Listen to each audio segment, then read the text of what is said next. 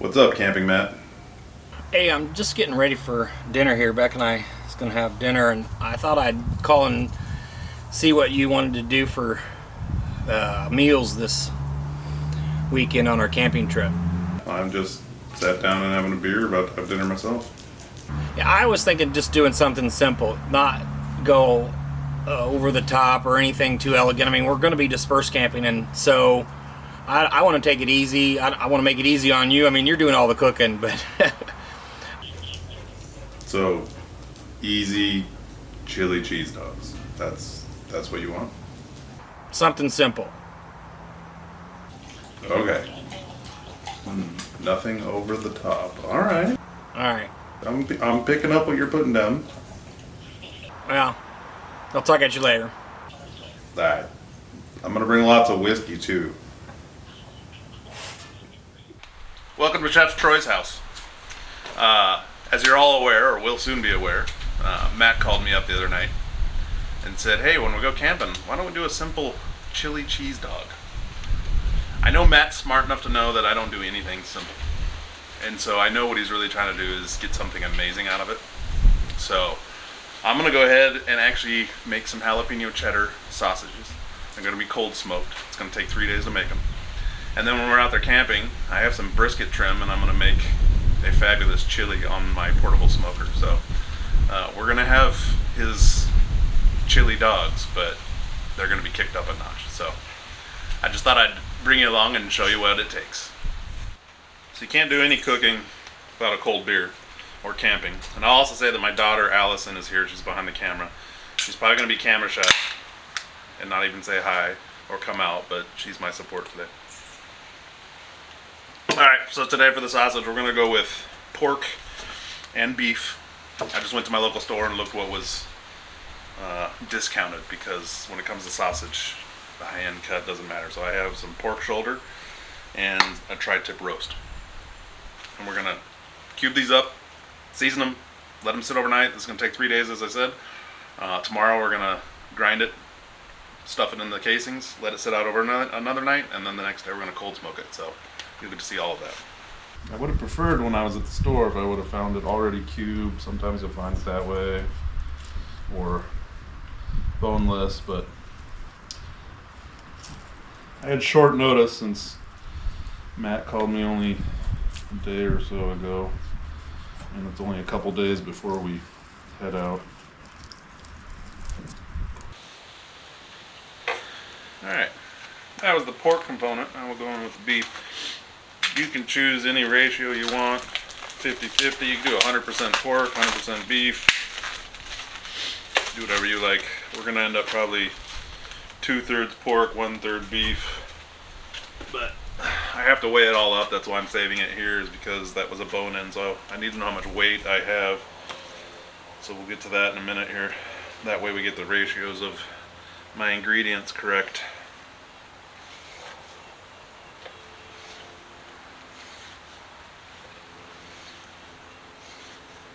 Same process.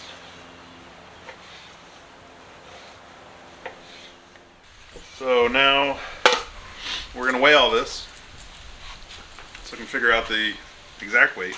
The weight really matters for this pink curing salt, which we'll get into in a second. But I have ratios of everything I want, and it's all weight dependent, so we need to know exactly how much we're going to have. So I'm going to go ahead and take care of that now.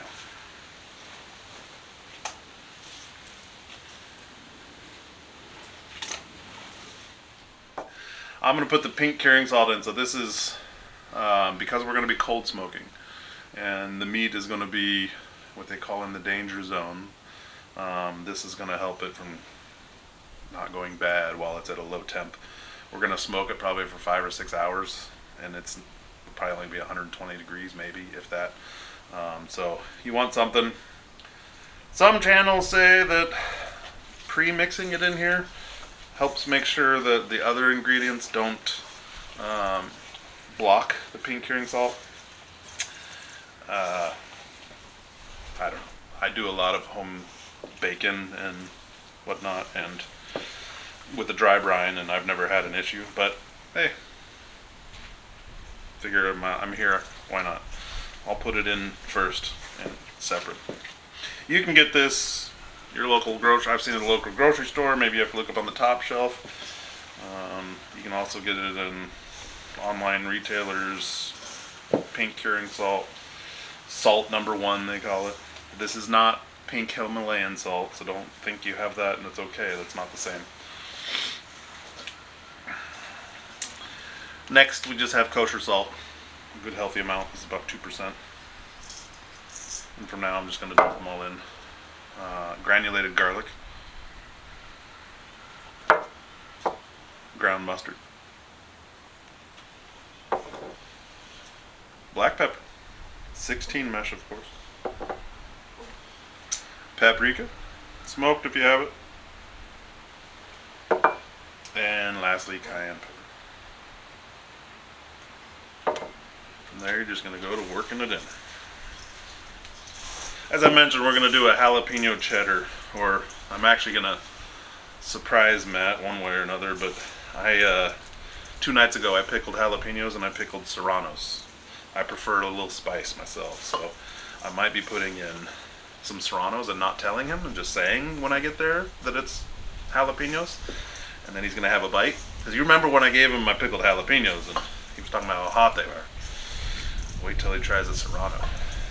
But we won't tell him until he takes that first bite. Welcome back to day 2. Our meat is sat overnight.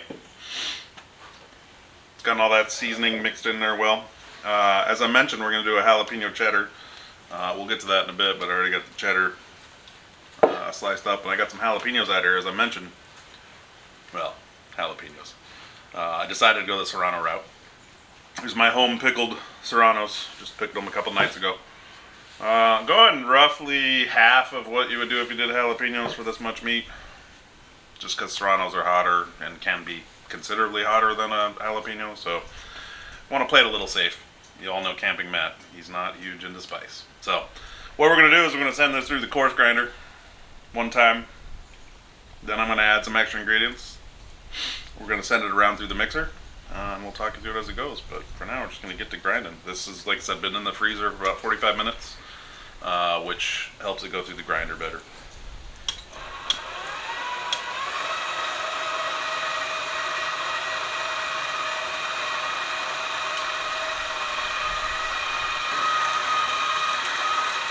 And also every now and then I'm going to just toss the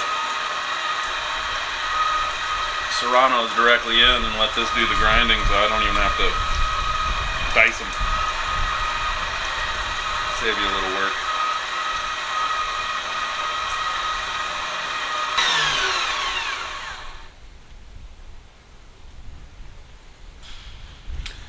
There you have it.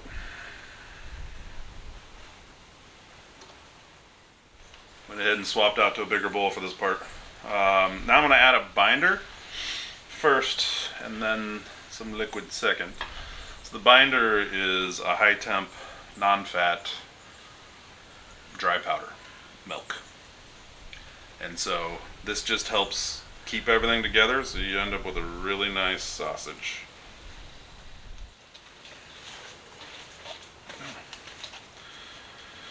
And lastly, but not least, we're gonna get our cheese incorporated.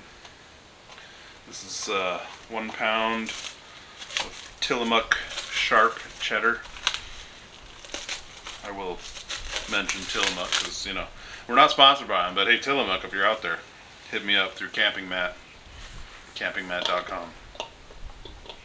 Like and subscribe. Share this with your friends. Make sure you tell them all about Chef Troy. You know, highlight of the show, I think. But I might be personally biased.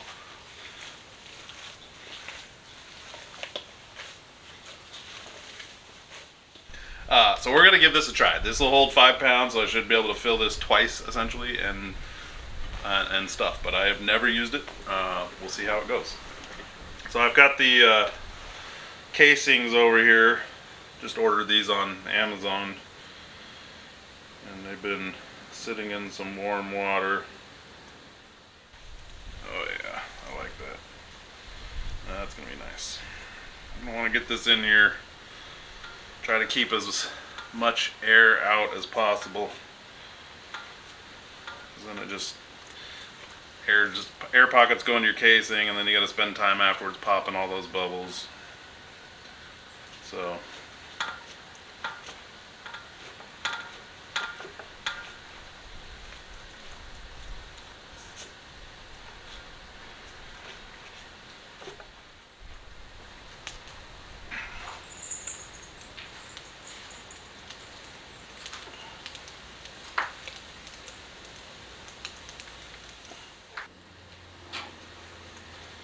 those are some big, man, that's a big dog. Those are gonna be delicious. It's gonna take me a little bit, it's gonna take me to get back into practice, but those look pretty good so far. One thing I'm really looking forward to is after this trip is over and I've surprised Matt with these special creations, is that he'll get to see the video and realize how much effort I put into this, because it's a lot of effort, but I also know it's going to be darn good, so worth it in the end.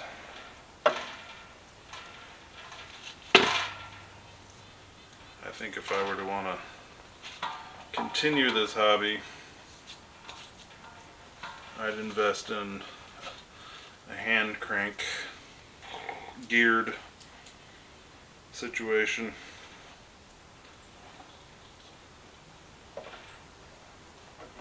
Work far better. Alright, well, that's a wrap. We have a little bit of sausage left, but there's no way I'm getting out more casing. It was a lot of work. I'll be happy. We're definitely going to eat that. I'll turn it into something. So all that happens now is I'm going to put these on a sheet pan here with wire racks, and we're going to put that in the fridge for the night. What that does is it helps the cure again, make sure the cure is all the way in the meat, but it also dries out the casing a bit, and it makes sure that these links in between where you just spin it harden so you can cut them into individual links tomorrow when we go to smoke them. Tomorrow morning we'll get up and we're going to cold smoke them for 5 or 6 hours, and then they'll be done. It's been a lot of fun. Can't wait to see what Campy Matt thinks.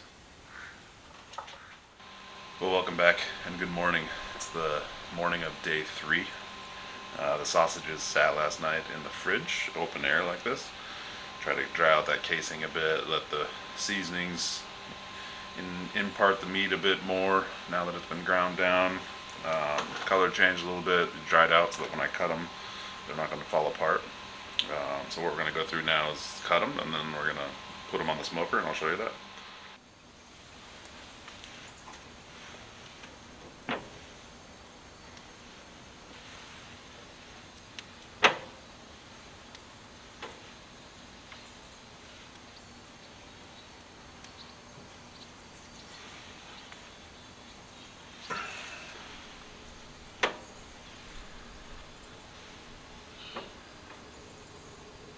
This is a smoke tube, bunch of perforated holes.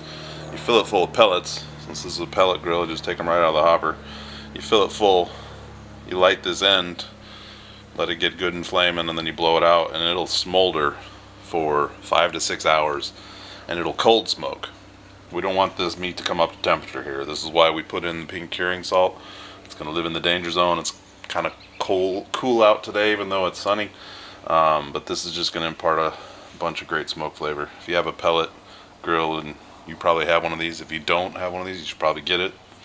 I sometimes add it when I'm even doing my briskets and I got the actual grill on. So we're not going to turn on the grill today. We're just going to light this and let it smoke. I'll show you that.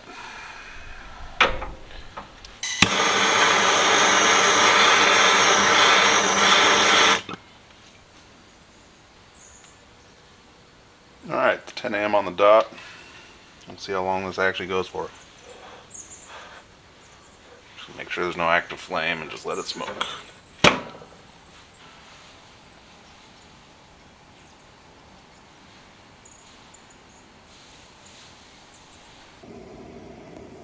Alright, so I just shut this down. Still got a little smoke rolling out of here.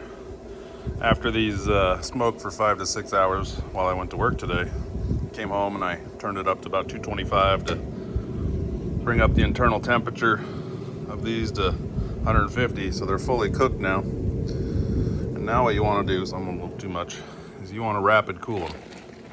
That'll shrink up, tighten up that casing, stop the cooking, so they stay nice and plump. And when you actually want to cook them, you'll do that later. They're ready now to go into the vacuum seal bag, freezer, whatever. Eat them all. Whatever your heart desires. All right, there it is. 3 days. We have 22 good-looking sausages and 3 ugly ones. It's all right though. They'll still eat good. These just came out of the water. They're nice and cool now, cleaned off, because everybody likes a clean weenie. Matt's gonna be surprised by these. I can't wait to have them this weekend.